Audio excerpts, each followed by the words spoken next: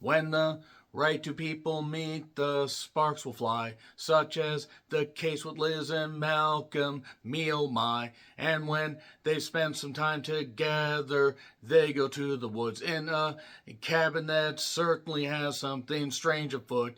Yeah! There's something weird going on in this latest Osgood Perkins flick that is called Keeper, in the vein of others such as Longlegs and Gretel and Hansel. And there was the monkey, an alleged pitch black comedy, but Osgood decides to dive into weird relationships. Keeper, we see what will happen if you don't love someone anymore, but maybe you don't want to let them go. Keeper, we'll see what happens when these two just decide to drift apart. Oh no, oh Keeper is the latest film from Osgood Perkins, who did The Blackcoat's Daughter, as well as The Pretty Thing, or I Am the Pretty Thing That Lives in Your House, as well as Gretel and Hansel. Hansel, that Hansel is so hot right now. Hansel, if anybody knows what that's from, boy, that makes me feel old that movie came out at the beginning of the, pretty much of the century. He also did Longlegs, which is not the scariest movie of the fucking decade. My ass it was. And The Monkey. The Monkey had cool visuals.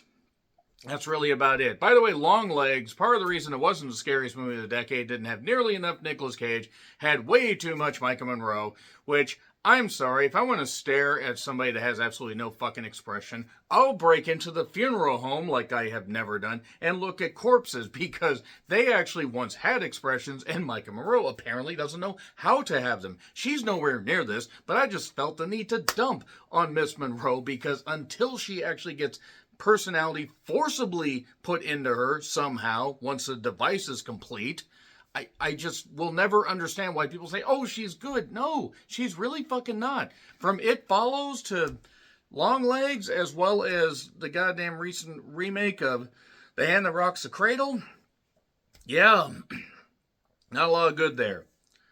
So anyway, Osgood Perkins has done another movie where he dives into the goddamn realm of relationships and issues. Kind of, but also not really. This is written by Nick Leopard.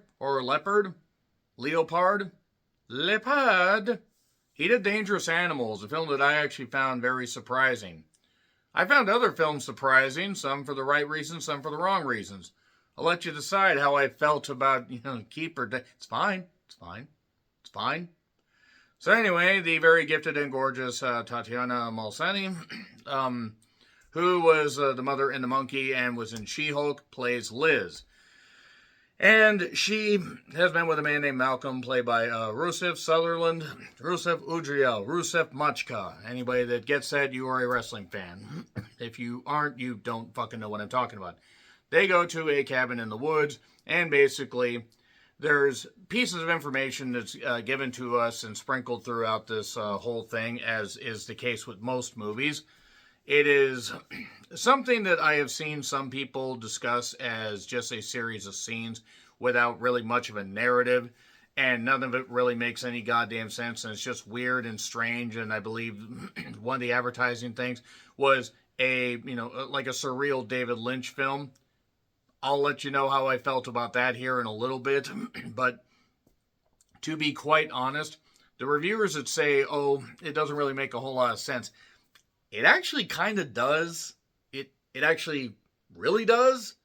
There isn't a lot to this, film, like, even though it tries to be some kind of like deeper thing with some cool visuals.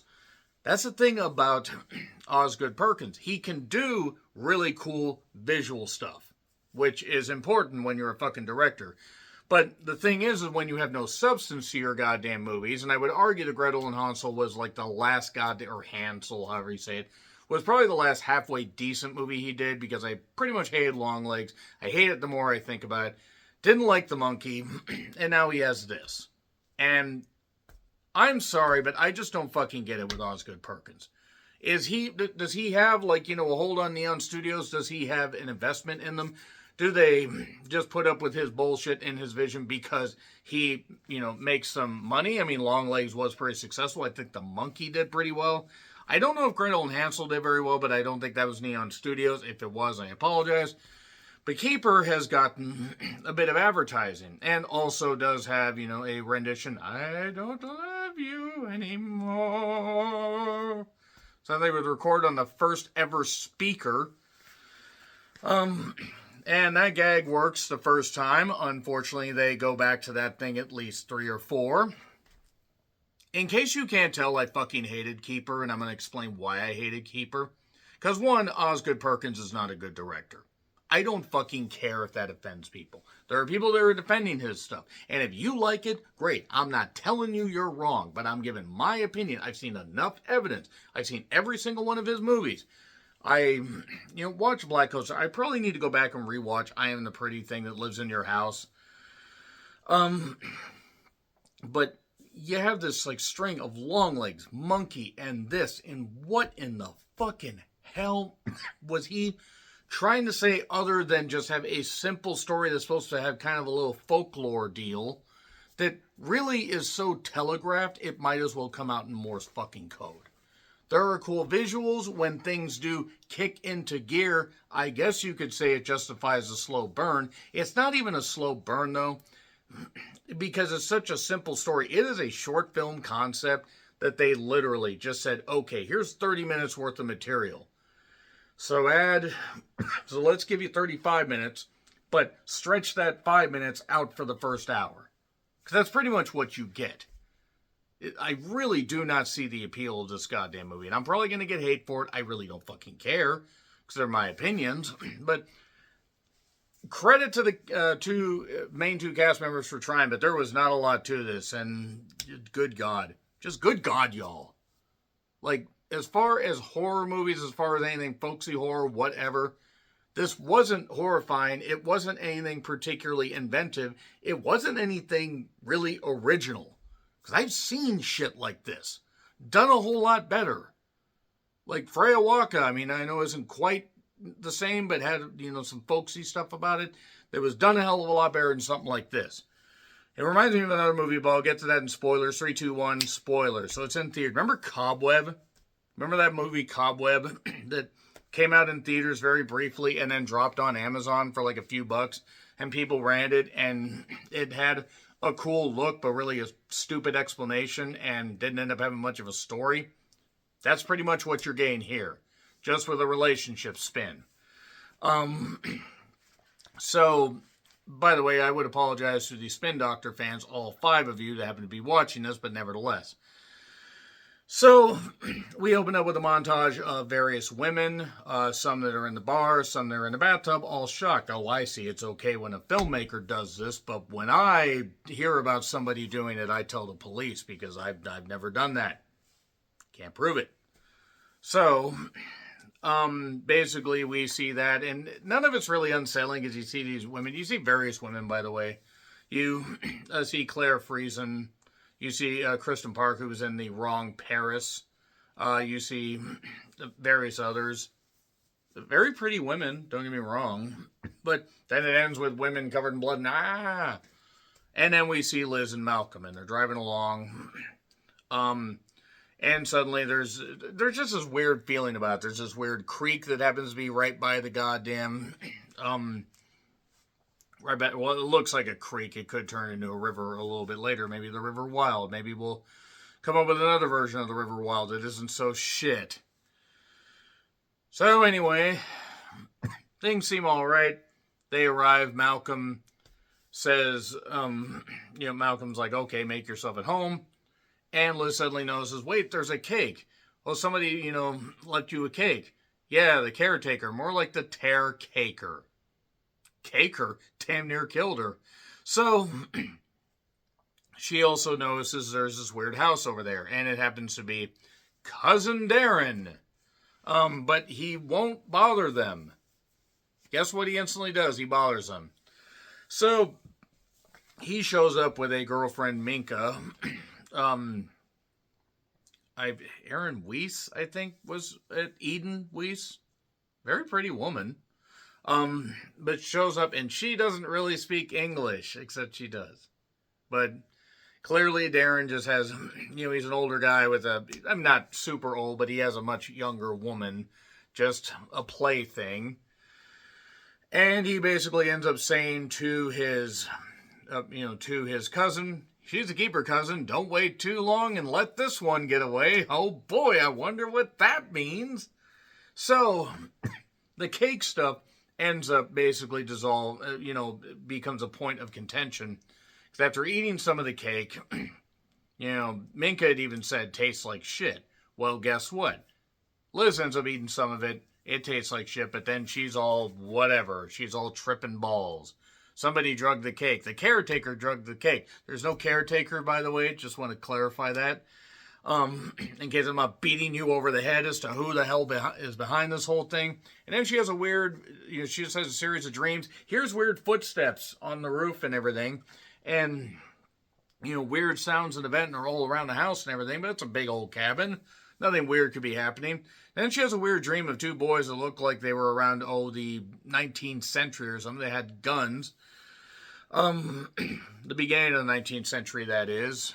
Or possibly the beginning of the 20th century. No, whole point. She has a weird dream and one of the barrels gets put to her head and boom, and then suddenly there's that. Okay.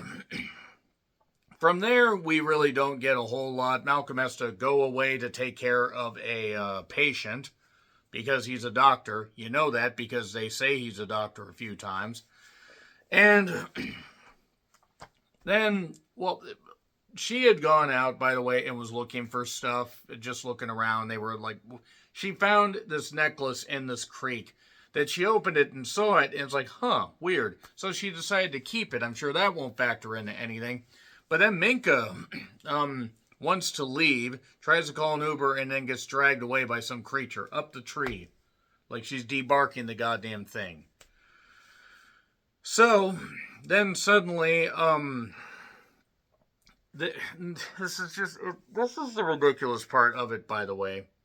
Because in the interim of all this, before Minka actually ends up getting killed, Liz had ended up actually eating most of, if not all, the cake. But the cake had really weird stuff in it, but she ended up eating it. So, Liz finds that old necklace. Liz then suddenly sees Minka, and it's Minka and then little Minka. Like, really, they do this thing where she had just had a conversation, Liz had, with her friend, and her friend basically had told her, oh, this guy's a doctor, but he's married, and you're the side piece. She gets pissed at her friend, hangs up, and then Minka is basically telling her, you know what you are and everything, you really know what you are. And little Minka's saying the same damn thing, because she's tripping balls, because somebody spiked the cake. It was Malcolm. Malcolm spiked the cake, by the way, just so you know. But how did we get to that point? We basically see that she's tripping balls, seeing weird things. She's seen, like she saw a head in a goddamn bag out in the trash or whatever between the two houses. She's hearing the weird footsteps and all this stuff. And we hear, I don't love you anymore. We're just hearing this stuff. And Darren then shows up, and this is after Minka's dead. Darren shows up and wants to be let into the house because, he's the weird cousin, but they still, because the parents had the house and the parents cared for cousin Michael, or Darren. Cousin Michael would be the Archangel Michael's cousin. Moving on, he says, Malcolm is right, there is something special about you. You're not like the other girls. Weird tipping off right there all of a sudden. So yeah, it's clear. There are other girls. And Malcolm has brought up women like that in doing everything. So, Darren, meanwhile, ends up, kind of being a little bit of a creep towards her. And she locks herself in the goddamn bathroom. Not smartly taking her phone and doing anything with it. Nope, not doing that. She's having these nightmares. She's seeing little versions of women that she just met. It's very strange.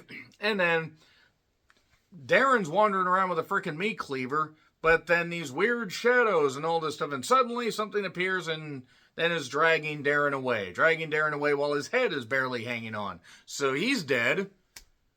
I'm going to raise questions as to how this, took this long a little bit later on. But Malcolm ends up returning. And the only way, by the way, that we know that Darren's dead is because in addition to seeing his head detached, also there's this weird noise coming from the garbage disposal. It's his watch. Malcolm comes back. Oh, the patient died. All this stuff and everything. And finally they start kicking things in a little bit. She wants to leave. I can't let you leave. It's because 200 years ago, no, really, that's where we're going. We're going with the fact that him and Darren, who is his brother, saw a woman that looks just like Liz, doing weird dancing and this kind of stuff, but on their property. He shot her. It turns out she was pregnant, but she was pregnant not with a human, with some other weird creature that she gave birth to while the pigs are freaking out. We know that because the pigs freaked out for a 3-second clip. And suddenly, weird shit, was going on in the barn and everything. And then he explains, well, these, I shot the mother, but now these weird creatures basically have to do our bidding. As long as we feed them the women, they let us live longer. That's the explanation. That's what I don't understand when people say it didn't make a lot of sense. I mean, it's a stupid explanation, but it's pretty simple. Like, it's pretty goddamn simple. It's not really throwing a curveball. Kind of all makes sense because you had the dream with the, the gun and stuff like that. You had the montage of all the women. It all makes sense. It's just really fucking stupid because Osgood Perkins is not a good director. So, she's going to have to die. She manages to get out despite the fact that the cabin's supposed to be all locked. She ends up in the water because Minka had earlier said something to her. You'll wake the children. They think that they might think that you're their mother. So she ends up falling in the creek. We go back to her pulling the thing out from that, and then she's also in the basement.